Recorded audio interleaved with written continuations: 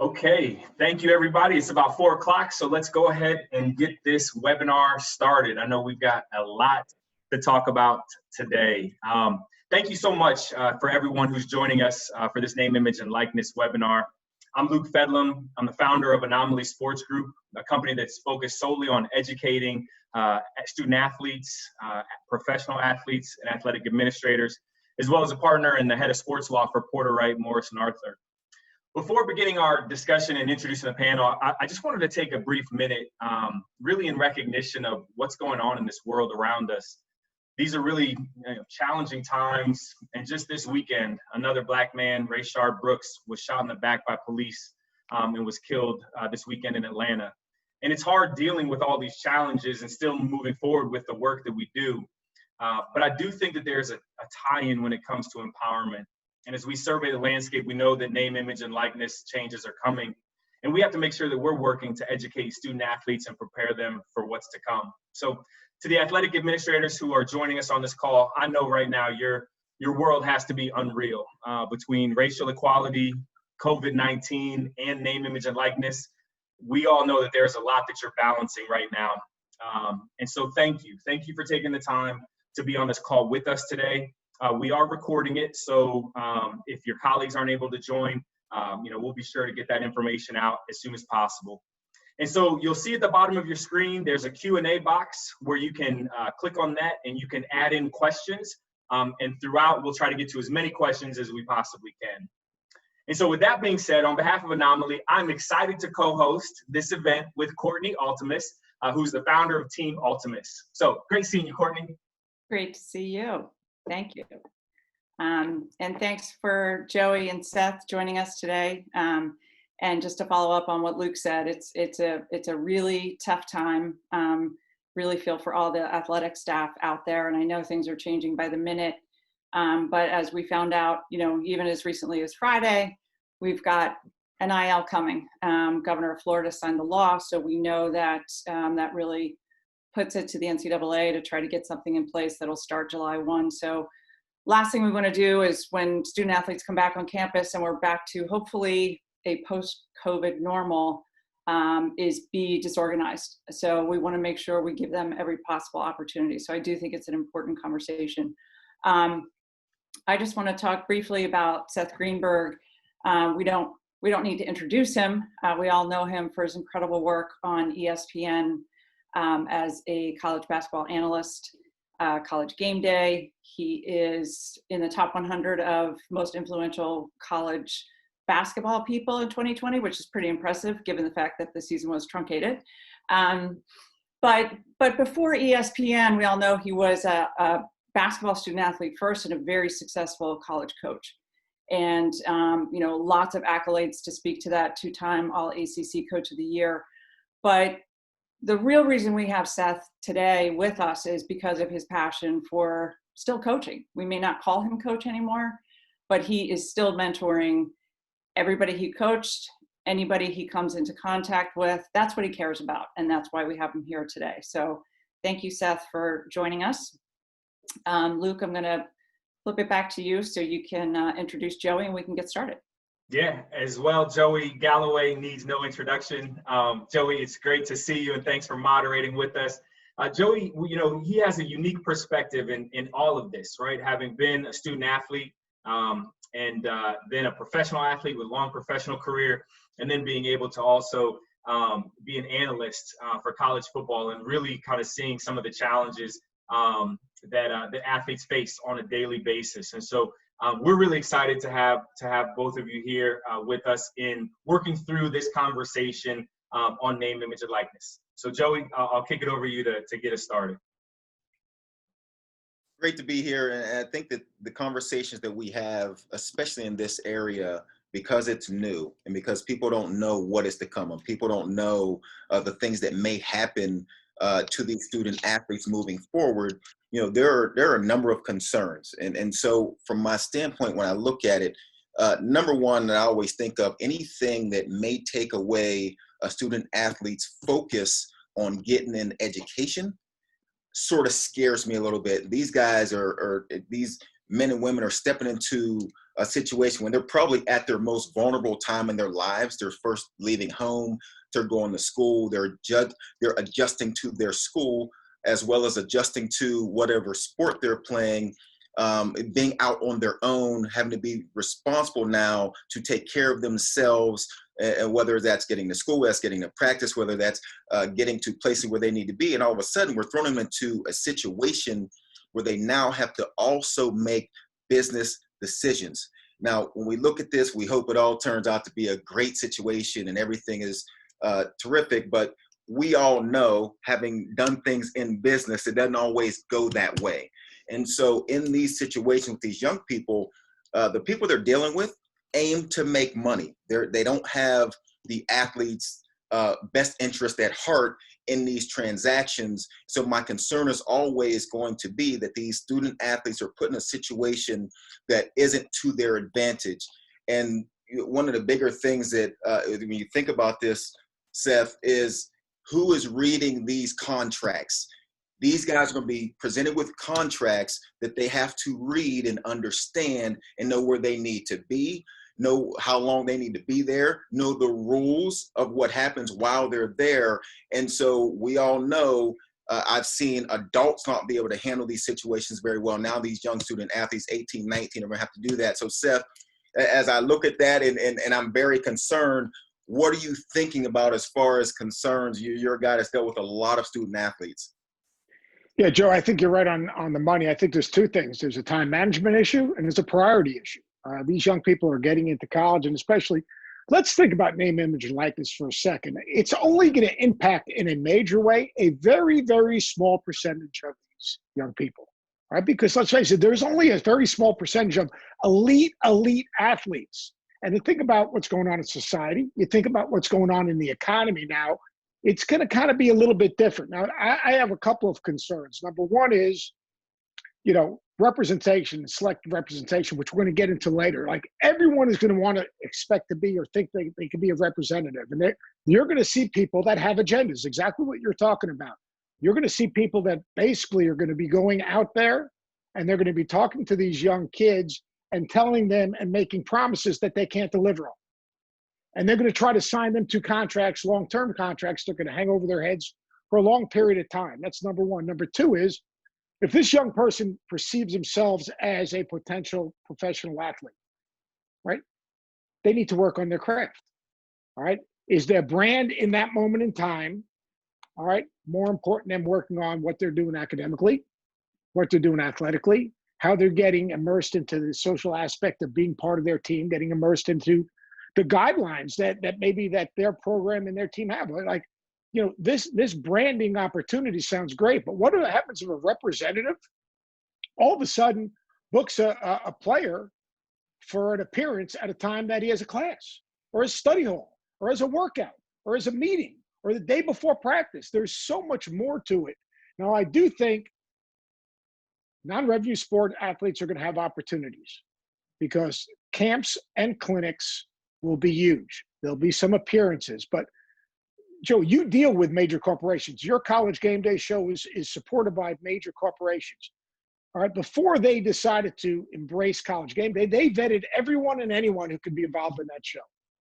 All right, when you're talking about an 18-year-old on a college campus, how many major corporations are going to risk their brand, all right, and hiring an 18-year-old as a brand ambassador? So I think we're a little bit overreacting. My biggest concern is, will these student athletes, and I say student athletes, lose focus on their educational objectives, number one, and two, working at their craft so that they can fulfill their dreams? Because the reason that they had an opportunity to receive this scholarship and be in this conversation for an NIL is because of their athletic talent that built a bridge to give them an opportunity to get an education and change their lives. So I've got very, very similar concerns that you have. The time management is really, really important, and prioritizing what is important to you in this moment in time to help you be the best version of yourself. Not today, not short-term reward, but a long-term big picture reward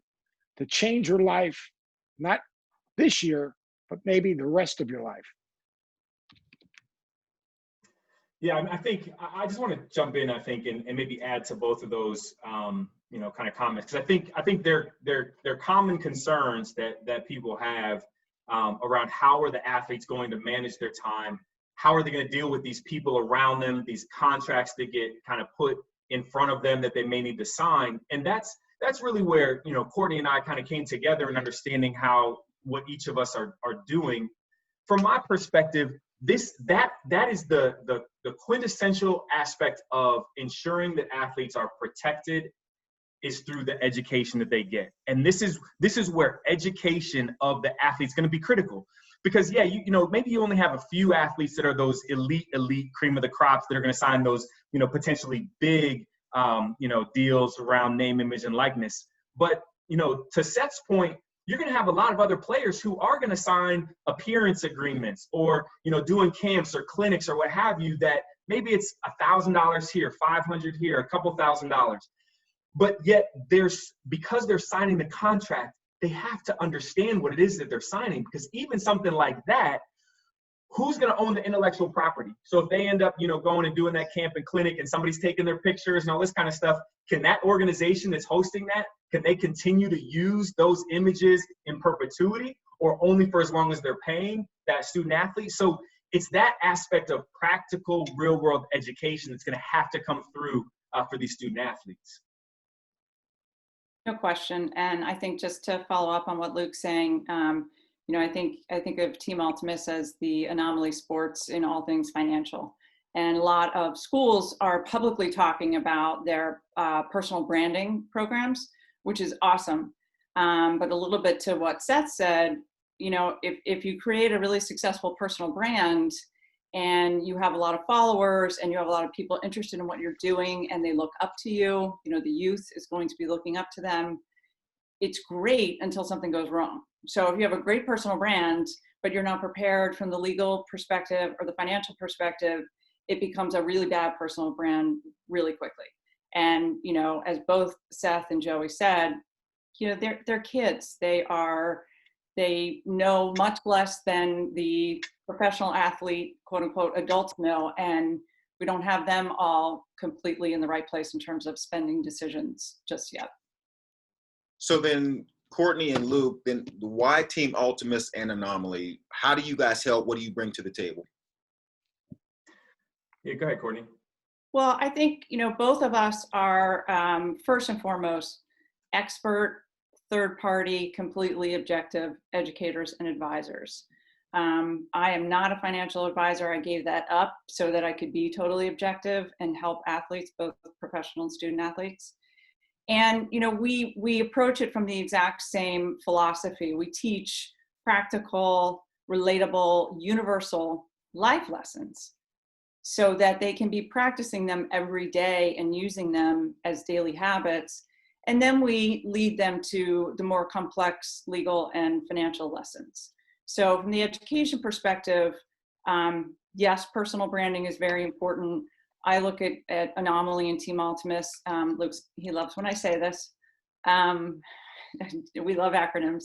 DDMC, decision-making, due diligence, money, and contracts. And it sounds simple and it's complicated, but it is really that simple and comprehensive. It is. And the thing I think that's important is we just want to help educate, right? And what I see on a daily basis from a legal side of being an attorney working with individual professional athletes, not as their agent, but as their, call it general counsel, you get to see a lot of these agreements. So you see kind of regularly how athletes get taken advantage of on various aspects. And so how do you take that and translate that into real world practical education? Because I think, Courtney's right. A lot of times players, when student athletes are hearing about name, image, and likeness, they're thinking about brand. They're thinking about, I got to get as many, social media followers, and I got to make sure that my brand is all that, right? But there's so much more education that's going to have to come with it so that they don't get taken advantage of, so that they don't become, a statistic and people looking back and saying, man, we should have never done this because the athletes are in a worse off than they would have been had we not done it. So the education piece is critical. I think it is critical. I think there's a couple things. One, I think these young people will talk about brands, and we'll get into followers and monetizing that, because I think that's what college coaches are going to end up doing. They're going to sign a kid and say, I just signed Joey Galloway. He's a great follow. Get behind him.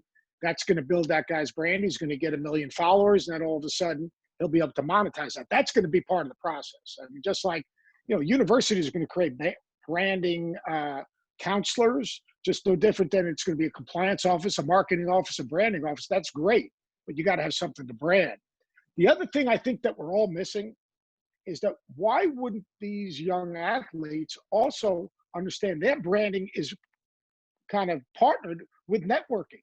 Because part of your brand is to establish relationships, use your notoriety, use your place within that campus and the people you're exposed to build that brand, to create a network who's going to open up doors, not today, but open up doors the rest of your life. People that you potentially can partner with once you graduate, once you become either a professional player or once you become a professional in society. So I think that's really important. What you guys are doing is incredible, because I don't think very many 18-year-olds are thinking about establishing credit.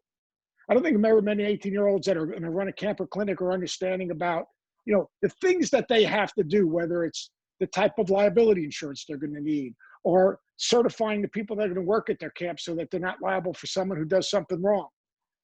I don't think an 18 or 19-year-old is thinking, well, I'm going to make 5,000 here, 3,000 there. All of a sudden I've got money. I'm going to take care of my initial family. But other people on campus, all of a sudden they're going to have a new group of friends, all right, that are going to all want a little bit of piece of that.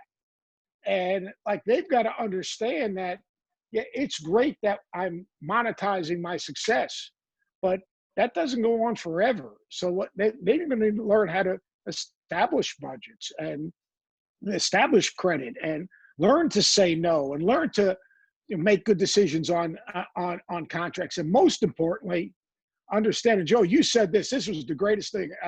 100, the guys out there are trying to get 10% of what you're making or 20% of what you're making. So like, they're going to be promises made. Like everyone talks about exploitation. Those are the guys that are going to try to exploit a young, talented player. And we're seeing what's going on with Zion Williamson right now. He obviously signed something early on. Now all of a sudden, CAA, it's become a mess. It's become basically a national story. So you're going to have so many different people pulling at you. You need someone to help you navigate that. And that's what you guys are doing is so good, because education is the beginning to give people a chance to navigate the roadblocks and the detours that someone who's going to be dealing with this issue, are going to, in real life, are going to have to deal with it. And because this is all new and a lot of these details are still being hammered out as we're talking through this, and I give you guys a lot of respect for staying at the forefront of this and knowing these things, because you're going to have to then teach them to not just the student athletes, but also the staff. So as you look at this, what does that NIL curriculum look like for the staff and these student athletes as they're going through a situation, dealing with something completely new?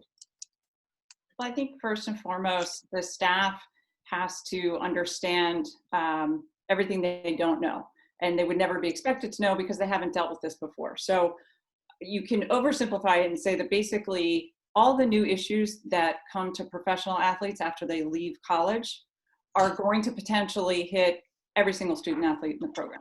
So what does that mean? That's the time management piece. I don't think Coach K is going to be letting the Dennis Rodman of the team take a couple days and go to Las Vegas in the middle of a playoff run.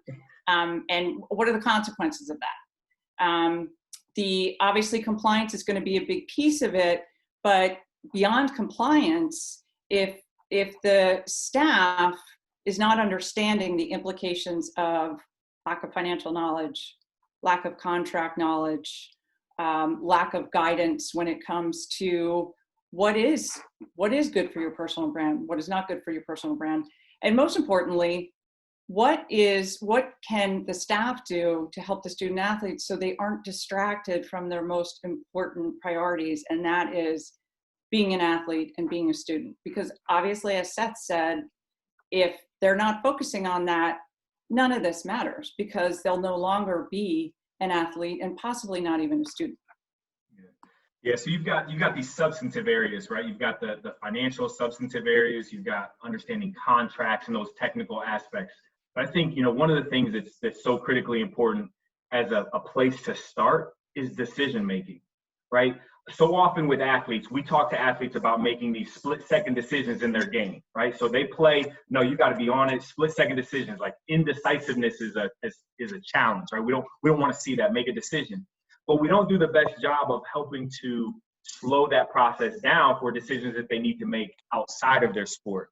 So being able to, for the athletic administrators to help student athletes understand a repeatable, methodical decision-making process is going to be critical. Because guess what?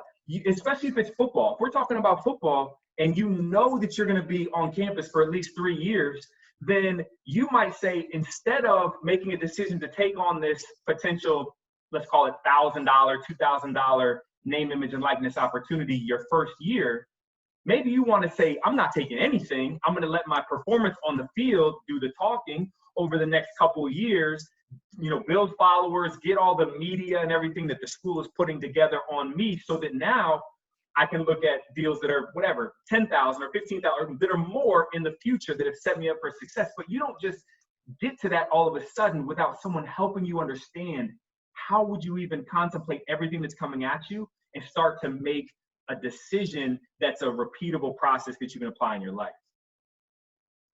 The athletic staffs almost have to be, if you think of it as taking it to the utmost degree of what name, image, and likeness is, and say every single student athlete decides they want to try it, that athletic staff now needs to become almost a venture incubator. And that's not what they do every day, all day now. So, Courtney, yeah, go ahead. Just a question. As we go through this, I think it's interesting because we're talking about the NCAA and each institution. The way I look at it, like the NCAA is trying to basically say we need a level playing field in name, image, and likeness. That doesn't exist. It doesn't even exist within a Power 5 conference. Like if you think of college football, all right, Ohio State, Alabama, Clemson, 4 or 5 others, they are different than probably 3/4 of the members of the Power 5 conference, right, Joey? Am I right there? Absolutely. So like when they're trying to say that they're trying to level the playing field, and that's unrealistic. I think the NCAA's got to get past that in terms of compliance, because just the network of people and the interest and the energy behind certain programs is different than other places. So I think we've got to get past that. But you used the key word is repetition. And I think that's the most important thing. You've got an 18-year-old that's going through this for the first time. An 18-year-old who's trying to be thrown into this, finding representation, understanding, what their value is. Is it a good deal? Is it a bad deal? Is it best for my long-term, my long-range brand? How will you bridge that gap between, because trust is the most important thing in that. Mm-hmm. Like with young people, Joe, you know this. I mean, like trust is hard to gain. It's easy to lose. Mm-hmm. And once you lose it, you can never get it back. So how are you going to develop and build that bridge between the athletic departments and the prospect that has these opportunities, so that there's enough trust to say, you might want to pass on that $1,000 appearance at that birthday party, because one, it could potentially impact your place on your team. It could impact, maybe you have some schoolwork to do. I mean, how are you guys going to help, or the athletic department's going to help young people navigate those bridges, basically? Yeah. They're going to have to bring in, this is going to sound incredibly self-serving, and to a certain extent it is, but we believe it, and that's why we do what we do. They're going to have to bring in objective third parties, because they're not going to develop trust. But first of all, the athletic department, everybody who's there, and Seth, you can speak to this, you don't go into collegiate athletics for the money. You go in because you care about the student athletes, you care about education, you care about development. And they're not trained to weigh in on some of those decisions, whether it be appearances or spending decisions or who they're going to choose.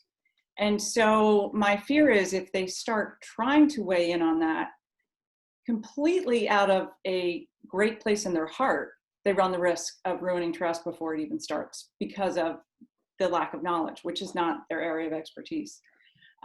We find now when we go into schools, you know, they're relieved. They can say, ask TeamAltemus. They can make us the good guys, the bad guys, the educators, and really just sort of defer to us when it comes to decisions now. I mean, we see it to a program in Division I football. The biggest issue with spending decisions and budgeting are unpaid parking tickets. So these kids with just cost of attendance, Pell Grants if they qualify, stipends, they're not parking in the right place. They're not paying their tickets. So they get to next semester, they can't register for classes, they're ineligible. So we know what's happening now. We come in and help staffs try to fix that.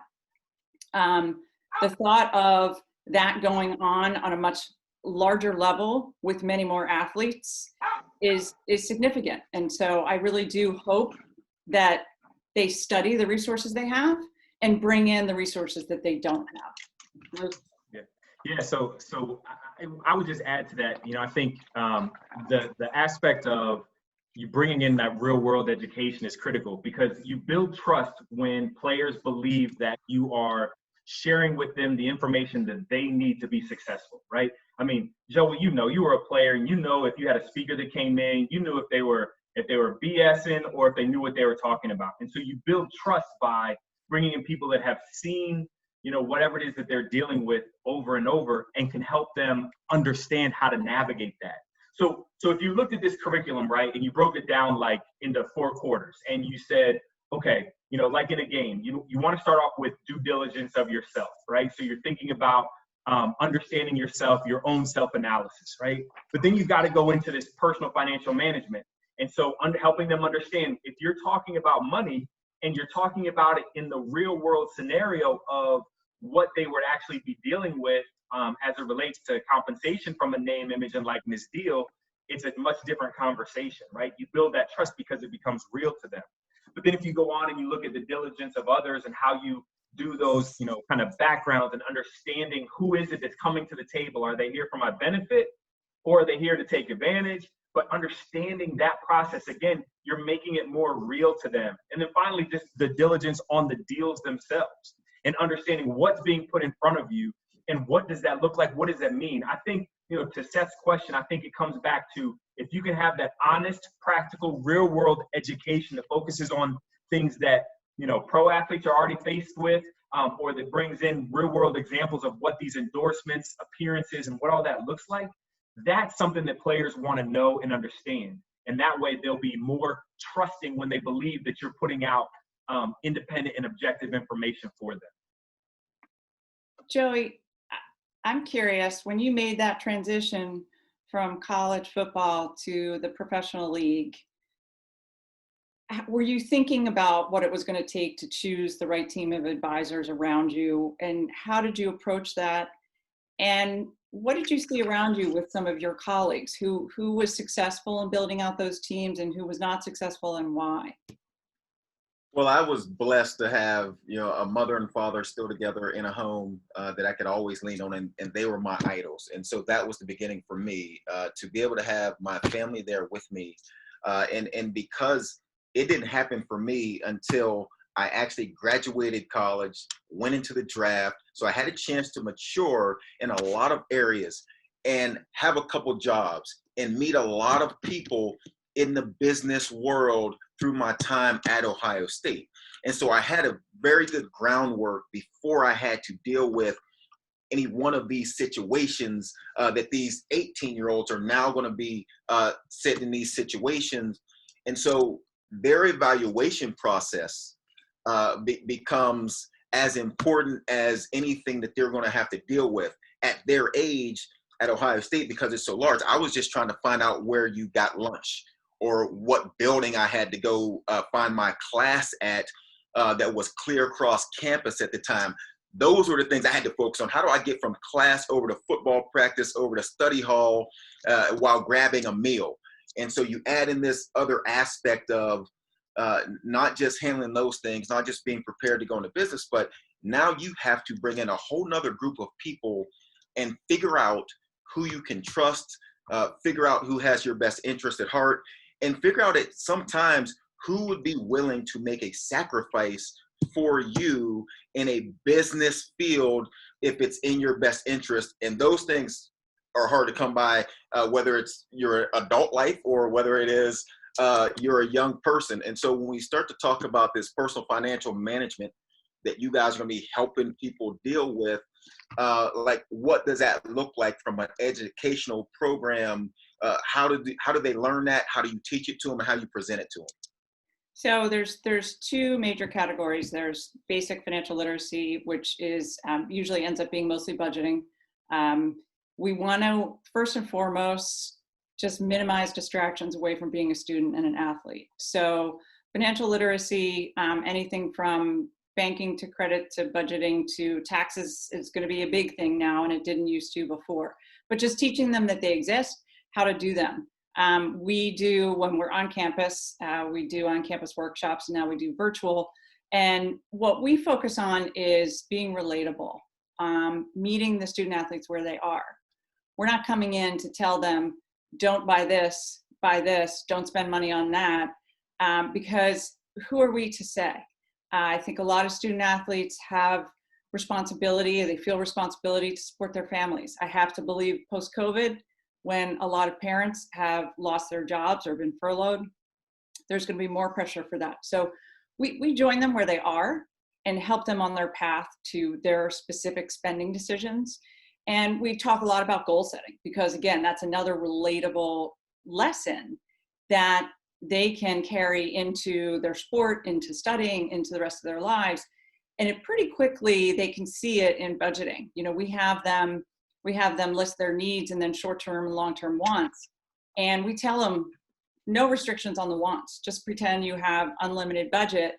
And you see all these great aspirations and they get all excited. And then we get back to the budget, we start mapping out how they're gonna spend and how they're gonna get there. And they realize it's gonna take a lot longer. So the messaging is around empowerment, and we're teaching you for you to help you. And then on the due diligence side, I mean, obviously we've been working with the elite athletes for that, probably start doing a lot more with all the athletes, because if you think about it, you know, the big problem with the elite athletes is as they're approaching that final season, the onslaught of calls from agents and financial advisors is impossible to navigate. So we start there. We talk to them about who's going to be calling, what the different types of advisors are, how they impact you, do you need to hire them? And then once we get past that, we teach them how to establish an inbound advisor solicitation program. So very specific to who you're sending the calls to, because you're not taking these calls while you're in the classroom, on the field, on the court. Somebody you can trust. Here are the questions that person's going to ask, so that you have a pre-screen and establish a time that you're going to call them back. And then we go from there and start talking about the actual due diligence process and help them. And we encourage families to get involved as much as possible. I mean, as much as we know this may not be so big for more than a couple, you know, tiny percentage of players, we also see, you know, the Navigate and Athletic Director U study showed that, you know, the UCLA women's gymnastics team, if you sent them out into being social media influencers today, they'd be worth $1.25 million. And that same study showed that female athletes as social media influencers are more likely to make more money than their male counterparts. And they ranked the top 25 most valuable collegiate athletes today. 5 out of the top 10 were women, 60% of the top 25 were women. So the point being that we want to get the due diligence and decision-making education out there much more broadly. Courtney, when you talk about that, like I don't know about the female elite athletes, but the male elite athletes all have circles of influence.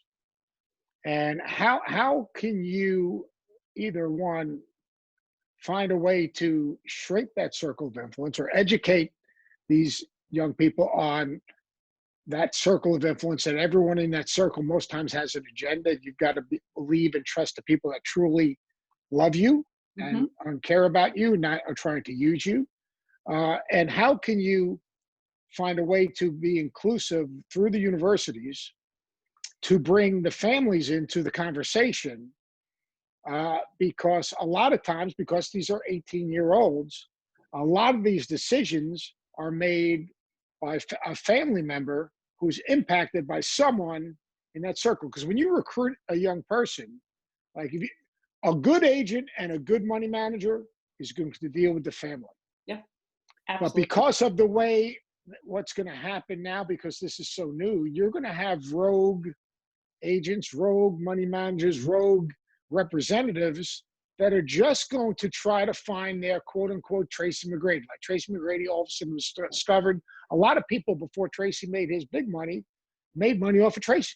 And I'm sure the same thing happens in football, Joey. So how are you able to try to coordinate the institutions, allowing you to bring in, whether it's through a Zoom conversation, families to help educate the families so that that group shrinks and you have the people that are most important in the decision-making process? Well, we encourage the institutions to invite the families to any due diligence education from day one. We want them hearing the same information that their child or their nephew or niece or friend is hearing. And what we find is, you know, especially take one and done basketball. I mean, they come in, they're on campus for what, 8 months, 9 months max. They already have their team around them because they've been elite since they were 12. So we've seen that already, where there's something that needs to be penetrated to get the education to the student athlete. So rather than saying, look, you got to lose all these guys because you need to learn and you need to start from scratch and decide who you can trust, we again meet them where they are. So we encourage the institutions, bring them all in, let them hear the same thing. And then when it comes time to have the conversation, don't discount your uncle or your dad or your cousin who says they're going to be your financial advisor. They might be the best one. They're going to be part of the due diligence process. And at the end of the day, if they're not the ones that really might be able to fit this role, they can still be involved. We're just going to call them something different. Maybe they're going to be the quarterback.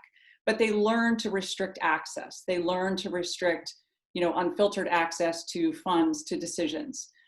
So the hope is that families will be included more frequently and get the education. We're also trying to help schools with just a first level screening of anybody who's going to come in and talk to the student athlete. So, you know, going out, we have technology that uses AI to go out and check public databases and look for language that suggests reputational issues. Because if you do a Google search and you find fraud, it's too late. So going out and doing that first level screen, it's not just about finding the bad stuff, but it's also learning about these people. So when you interview them, you can ask really educated questions. So, you know, back to empowerment, back to learning how to make good decisions, due diligence, learn that word, that phrase, what it is, and hopefully more institutions will bring in families to learn. Yeah, families, this is a great point, because families, guardians, parents, etc., they're such a critical part that they're going to have to be involved, and they're going to have to get that education too. You know, I think about this example, right, where we do a conversation on decision making and helping these athletes, like we talked about earlier, make decisions. And so typically a lot of times what will happen is if a player is, let's just say they're trying to decide if they should take this potential endorsement deal, right? So oftentimes what they'll do is they'll go and just ask, you know, whoever's around them, whoever they trust, what do you think? Should I do it?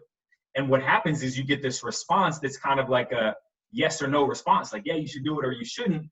But again, it comes back to what are those ulterior motives necessarily of the people around them.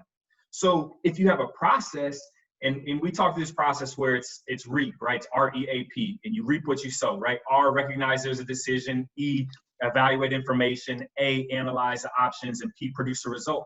If you have that as a process, now you can start to bring people in on a particular aspect of your decision-making process. You're not just asking them for, hey, give me your final answer on whether I should do this, whether I should leave college early or not, or whether I should go with this agent or not agent, or whether I should take on this deal. Now you're saying, hey, here's the decision I'm making. this is the information that I've started to kind of evaluate. Now I'm trying to analyze my options. What do you think about these as options? So now you're getting their feedback on specific aspects that can help you in a decision-making process that the athlete can really learn from the varied, kind of perspectives that the people around them might have. Seth, as we move further into this, where do you see, and we touched on some of these things, but in your opinion, and being around student athletes for a long time, around college basketball, as we get to the in your mind, what are the big opportunities for athletes? Joe, you're breaking up. Joey's breaking up a little bit. Did someone get that come out clear? Try that one more time. Joey's frozen. I think not a lot of guys could catch Joey, so getting him frozen probably the only chance someone has a shot at tackling.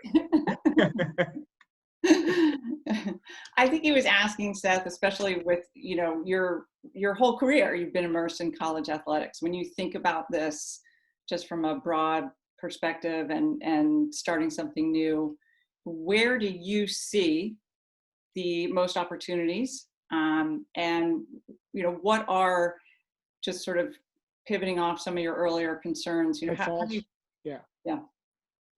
I think the greatest opportunities for a majority, the masses of potential student athletes, is going to be in social media. I really believe that. I think monetizing your social media is going to be a huge thing. It's going to be something that you can control. I think that if you end up having a representative, they can control your messaging. Messaging is going to be really important. We all know that. That before, the famous Herm Edwards thing, before you hit send, because once it's out there for life, basically.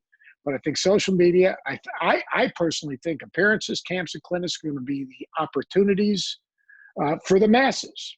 Now, look, I think elite athletes will end up like Joe. You're senior, you would have had a shoe deal. You would have had a shoe deal. There'll be basketball players that come in that will get legitimate shoe deals. They won't have their own shoe. They won't be on billboards because that's a risk.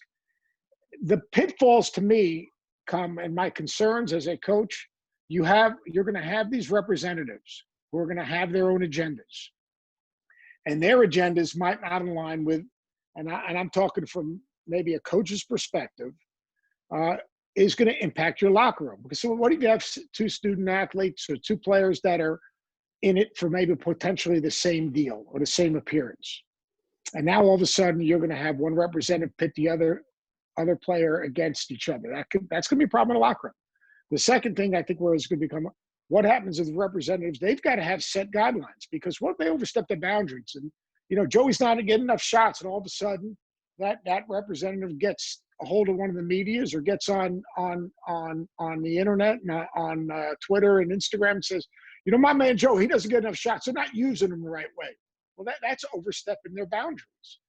If you get, a representative that is so into himself and monetizing this potential player, and basically is not respectful of that student's educational commitments, could be class, could be study hall, could be a group meeting, or they're athletic. Because, in the end, it goes back to the same thing. What's your dreams? Are you looking for a short-term return, or are you looking for a career? It's like when guys leave to go to the NBA early.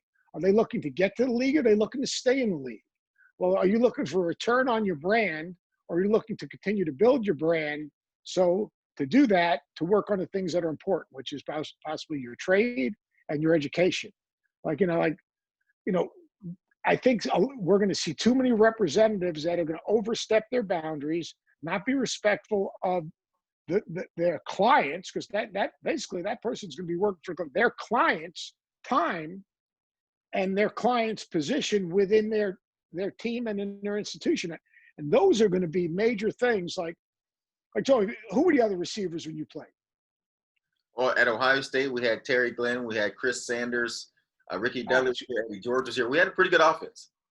Yeah, you guys were pretty good. So can you imagine a rogue representative saying, well, hey, Joey's getting too many touches, so my guy's getting screwed. How would that work in the locker room?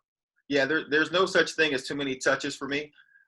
But I fully understand where you're coming from with that. And the other part of this thing is, it'll be interesting now with the autograph signings and the appearances, because if you can catch a Chase Young when he's a freshman and start getting signed memorabilia from him, if you could have caught a Joe Burrow when he was a freshman and get something signed by him and then hold on to it. And so you look at the autograph signings will be huge.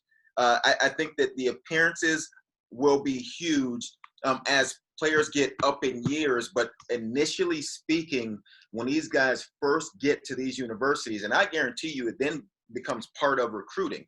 You know, if especially in places like Ohio State, where there is no NFL team, no NBA team, no Major League Baseball team here in Columbus, Ohio State is the product. So you go to a lot of these places, Austin, Texas, where Texas is the product.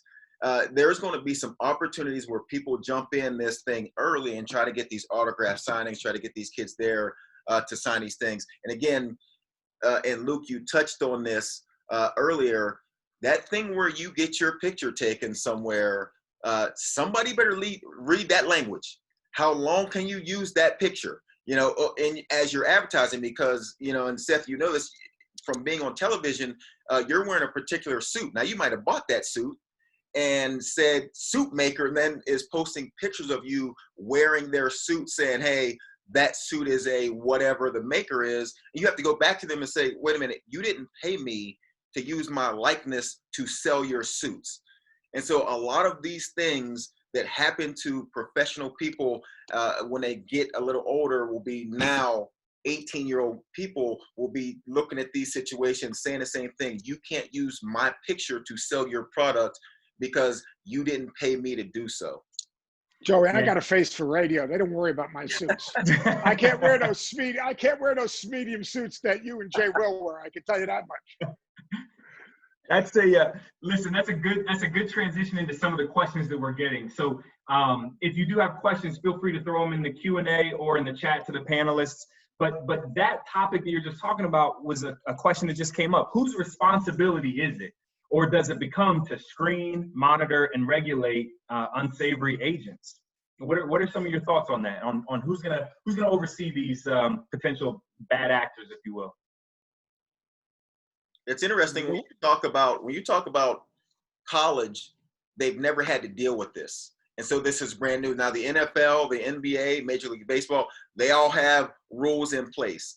I would imagine that these colleges will look at those programs, look into, you know, the way they handle it, because we all know that these agents at times are as bad actors as there are out there. And I've seen numerous professional athletes lose their wealth because their agent wasn't representing them. And that's why it is terrific to have, you know, groups like TeamAltemus and Anomaly there in the beginning to teach these guys how to deal with this, because Seth, you know, you've been around a long time, and you would hope that these people would come in and think long term. They're trying to find out where their next meal is, what's the, you know, can they get their next tattoo, can they get their next chain, you know, those kind of things. And that none of that is long term. So we have to change the thinking, and it's going to take a lot of help. It's going to be really hard, I think, because I think exactly what you just said, Joey. You know, a lot of these guys are looking for instant gratification just because it's going to be the first time. I mean, it's going to be an opportunity to make money. And I think that, you know, when everyone says this is going to be an easy transition, I disagree, because there's a lot of questions out there. There's a lot of unknowns out there. And more importantly, anyone can become a representative. So, I mean, the programs you guys are putting these guys through, but here's the key to the program. And I think it's the most important thing. And I know you're thinking about this. You got to put good days on top of each other. That's whatever you're doing, whether we're dealing with what's going on in the world today, whether we're dealing with anything you do, you've got to, there's no quick fix. It's all about repetition and putting good days on top of each other. And that's how you create change. Like the programs you guys are putting together, there's got to be follow-up. There's got to be follow-up institutionally. There's got to be follow-up individually. There's got to be follow-up collectively. Because a one-time program, that's like saying, all right, we're going to guard ball screens, or we're going to down the ball screens. We're going to drill it one day, All right. Oh, we got it. We don't have to do that anymore. No, the key to be able to do anything is to do it over and over again. I know, like football players, I remember Herm Edwards used to always tell me, the best players sight things. They see things because they've seen it so many times that when they see it, instantly they process it.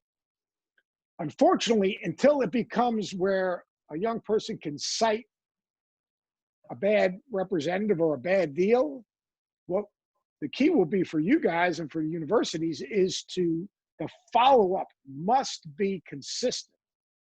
It's almost got to be like a drill, and the university got to understand, well, I did my due diligence. I checked our box. We brought you guys in and you guys gave your talk. All right. I covered my ass. We're good. Yep. That's BS. Yeah. That's not the right deal. What it needs to be is, and I'm not telling you guys, trying to build you guys up. It needs to be a contract so that you guys can then put together a program that the institution is unable to put together, and then an education from the people that are going to be overseeing the program, and then a follow-up from you to make sure that the messaging has been consistent and these people are better understanding, or you're going to see a ton of bad decisions. I agree. And I think, it's one reason we're having these conversations now. We don't want to get to January or April and have everybody scrambling, because to your point, it's not going to happen overnight and it needs to be repeated. And we talk to the student athletes about that. This is no different than your reps in practice. It's no different than your reps in the weight room, your nutrition, your days off, your rest, your studying. It's daily habits. And if you don't start now and apply it to finance, due diligence, looking at contracts, it's not going to happen. So, and we recognize right now, budgets are getting cut across the board. So, we have the virtual programming, but we're also starting to develop some micro learning because they're all on their phones 24/7. So, you swipe through for 5 to 7 minutes. That's easy, and they love that stuff. And there's all kinds of features on there. So little things like that are not terribly expensive to reinforce that daily repetition.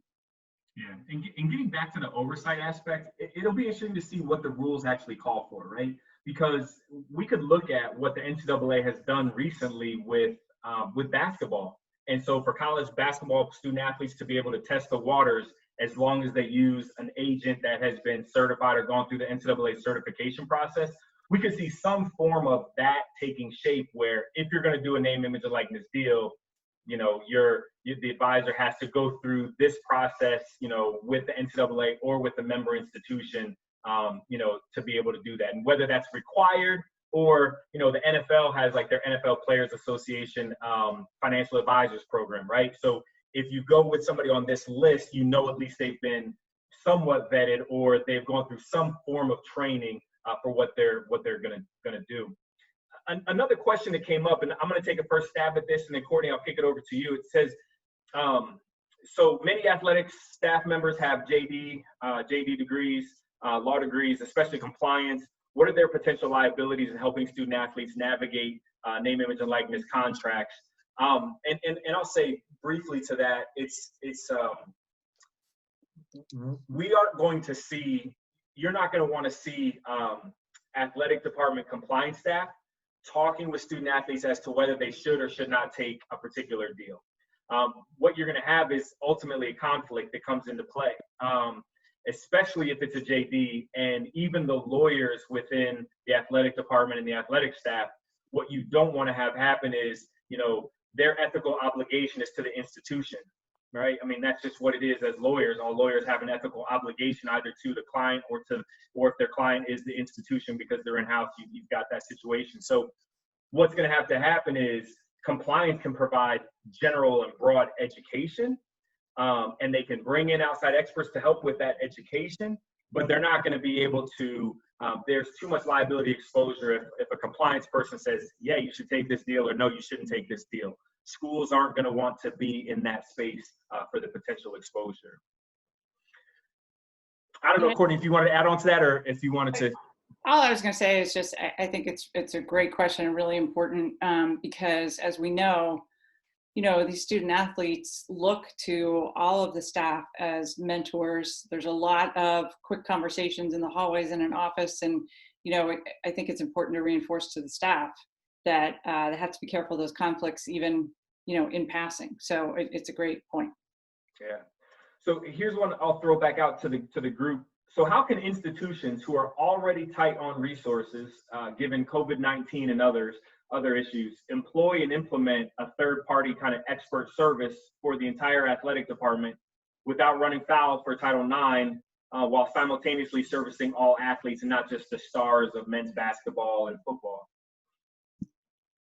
I just spoke to it a little bit about some of the options being developed that are lower cost, but I'd love to hear from Seth or Joey.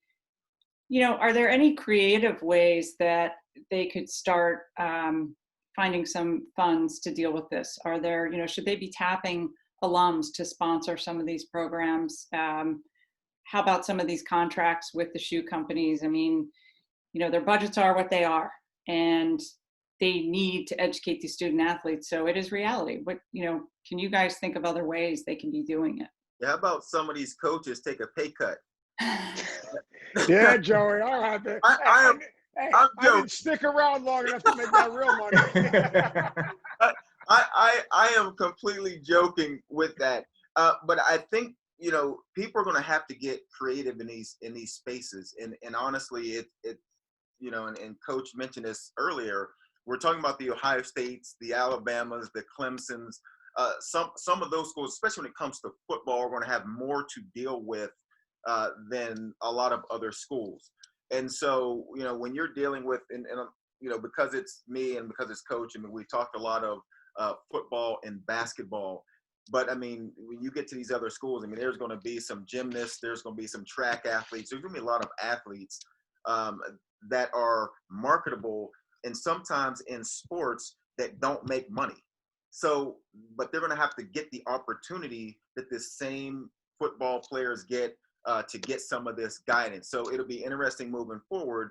And they have some time before these things kick in, before I think it's 2021, Luke, when this kicks in. Yep. So the university will have some time to find out how to fund these programs, and hopefully COVID will sort of allow things to open up, because you're now talking about not having people in the stands of football games, and that is a huge hit for a lot of these colleges financially. So it'll be interesting to see how they work through it.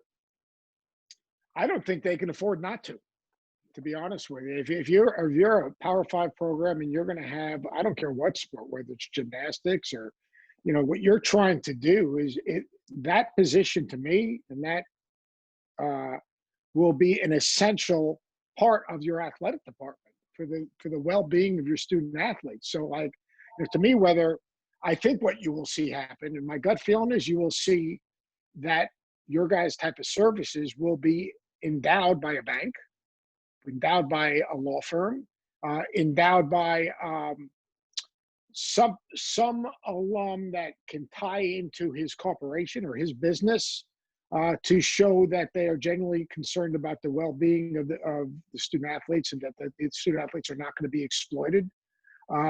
I just, to me, as you look through the size of these athletic departments, I think you'll find a way to cut positions, because you're going to have to. I mean, you're going to be, there's potential of dropping a lot of sports. Like football doesn't play in front of fans. I mean, let's be honest, the amount of money that's going to be missing. But I think this is one of those programs that athletic departments are going to have to cover themselves. But the key will be, will they run a real program with follow-up? And number two is that it's going to be part of the recruiting process across the board for all your sports. So it's not going to be just a Title IX issue, because it's not going to be just for men's basketball and men's and women's basketball and football. It's going to be broad-based for an elite athlete program. And I also think that eventually, I'm sure you guys have thought about it, you guys are going to create a curriculum. It could be a minor, for which I really think is something that people are missing the boat on. Creating an actual curriculum, an educational curriculum, not a major, but a minor, so that an elite, talented athlete can better educate, and not even elite, educate themselves on the process. And the last thing is, overall, we've got to do a better job at athletics. If athletic directors are listening out there, of finding a way to connect your athletes with your alums in an environment to create opportunities post-graduation to open up doors that maybe they could not get it, a normal student couldn't get into, to use those young people's celebrity to begin their lives after athletics. And I think that's the biggest miss that athletic departments create. I had this conversation the other day. I had a Zoom call with a bunch of my players from the University of South Florida. And we, back then, guys worked summer jobs. Well, I had a guy work for Outbacks, Sam Sanders.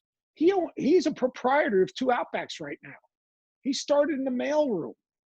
I've got 3 and 4 other guys that work jobs in the summer that carried over to professional careers. I know guys don't want to work in the summer, but creating internships, creating education, creating a network along with the education, the financial education is so important. And I think that athletic departments are missing the boat creating, and I use the word bridge because it's just a simple thing, but building a bridge so that these athletes can now develop relationships, real relationships. How you doing? Great game. Way to play.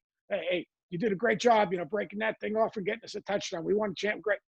That's all bullshit. But it's got to be real relationships so that at the end of that career, whether it's professional or college, that relationship's rich enough that that person can open up the door and give that guy or that gal an opportunity for a career outside of athletics. And that's what I think that is really missing within athletic departments. And I think, Seth, it's not surprising to me that you talk to some of your former guys and they're so successful in their careers because you were there, you were guiding them. And that's the model. You've proven it, it's successful, and that is what we need. So I think that's a great place to wrap up. These conversations always can go long. Joey always says that I talk too much. So I think instead of chiming in on that, we'll wrap it up here. I know that there were some additional questions that came through. Some of them had to deal with recruiting, and that's going to be great for our our webinar next Monday, where we're going to have Clark Kellogg as well as Coach Holtman, the head basketball coach for men's basketball at Ohio State, joining us. So feel free to definitely join us again in those conversations.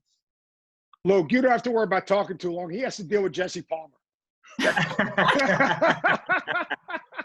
Very true, very true. Thank you. Thanks, Coach. But listen, man, thank you. Thank you to Seth, to Joey. Courtney and I are thankful for you joining us today. Really, thanks for everyone who was able to tune in. Like I said, we'll get the recording out to everyone here as soon as possible. And again, thanks so much for your time today. Thank you. Hey, well. Take care, everybody.